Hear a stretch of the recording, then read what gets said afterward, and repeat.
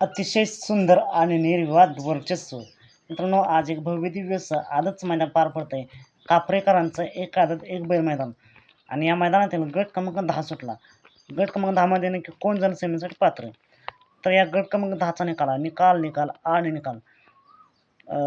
तास क्रमांक 5 वरून धावलेली गाडी श्री काळमादेवी प्रसन्न, बाळमामा प्रसन्न, सुवर्ण डेअरी फार्म, गणेश शेठ सावंत शेने,